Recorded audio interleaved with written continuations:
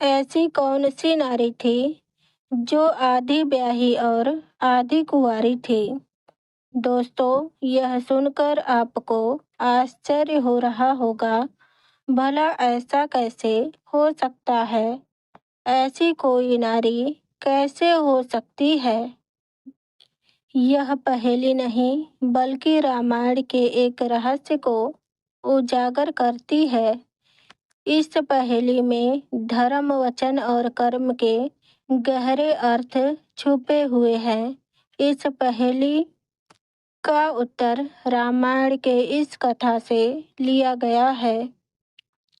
एक समय की बात है, अयोध्या के राजा दशरथ अपने घोड़े पर सवार होकर शिकार खेलने जंगल में गए। उनके चेहरे पर आत्मविश्वास झलक रहा था। लेकिन उस दिन भाग्य का साथ नहीं दे रहा था। पूरा दिन जंगल में भटकते रहे, कोई शिकार नहीं मिला। अंत में थक कर वह एक पेड़ के नीचे बैठ गए। अचानक वह देखते हैं कि एक सुंदर गंधर्व कन्या पास के झुरमुट की ओर से निकलकर उनकी ओर आ रही थी।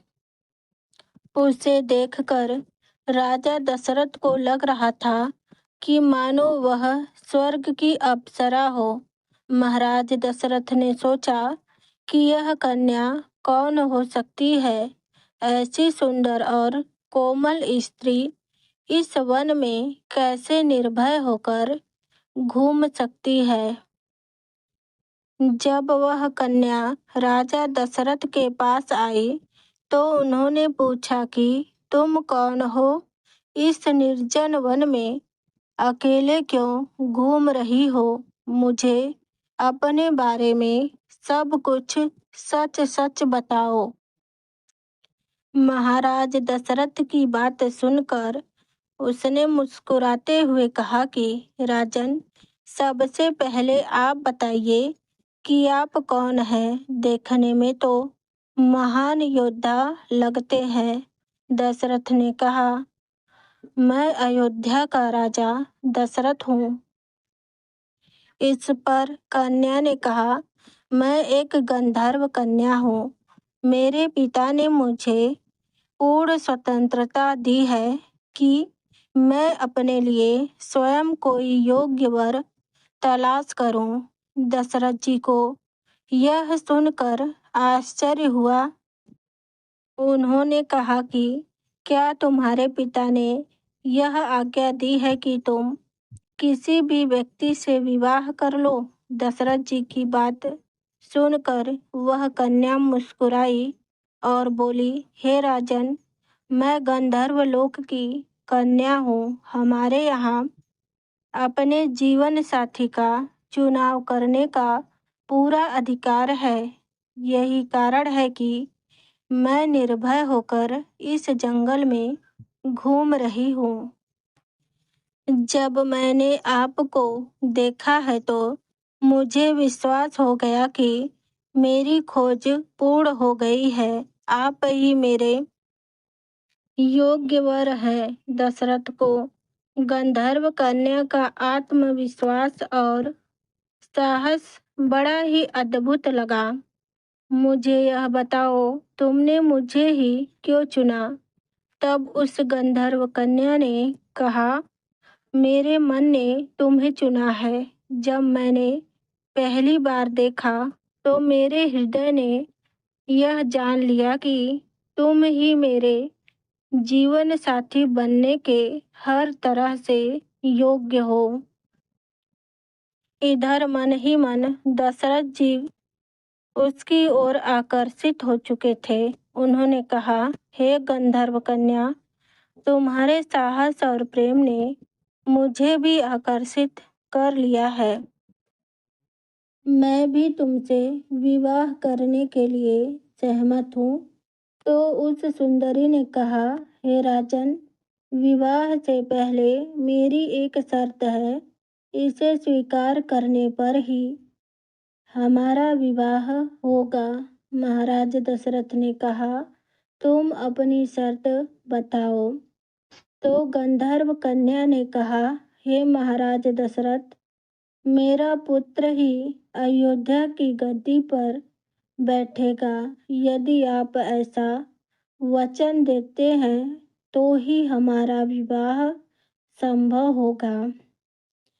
राजा दशरथ ने इस बात को स्वीकार कर लिया, क्योंकि उस समय उनके पास कोई संतान नहीं थी।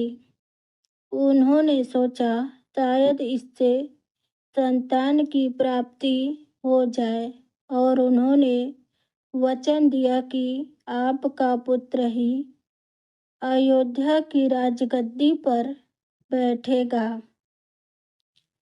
दशरथ ने कहा, अब मैं अयोध्या वापस जा रहा हूँ। बारात के साथ आऊँगा और वैदिक रीति रिवाज से विवाह करेंगे। आप इस वृक्ष के नीचे विश्राम करें, मैं जल्दी ही वापस आऊँगा। गंधर्व कन्या ने राजा दशरथ की बात मानते हुए वृक्ष के नीचे बैठ गई और उनके लौटने का इंतजार करने लगी। इस प्रकार अयोध्या लौटने के बाद राजा दशरथ अपने राजकाज में व्यस्त हो गए और उन्हें वचन की याद ही नहीं रही। गंधर्व कन्या ने राजा दशरथ के वचन पर पूरा विश्वास किया। वह उस वृक्ष के नीचे बैठकर उनकी प्रतीक्षा करती रही। समय बीतता गया। राजा दशरथ अपने राजकार्य में उलझ गए और अपने वादे को भूल गए। इधर गंधर्व कन्या को यह प्रतीक्षा असहनीय होती चली गई। उसने सोचा कि दशरथ ने वचन दिया है तो उसे पूरा करने क्यों नहीं आए। इसी सोच में वह गंधर्व कन्या उस वृक्ष के नीचे तपस्या करना शुरू कर दिया और भगवान से प्रार्थना करने लगी कि हे भगवान, महाराज दशरथ अपना वचन निभाए। उसकी तपस्या इतनी गहन थी कि बैठे बैठे उसने शरीर का त्याग कर दिया। इस घटना को मतंग ऋषि देख रहे थे। वह उस कन्या की त्याग और तपस्या से बहुत प्रभावित थे।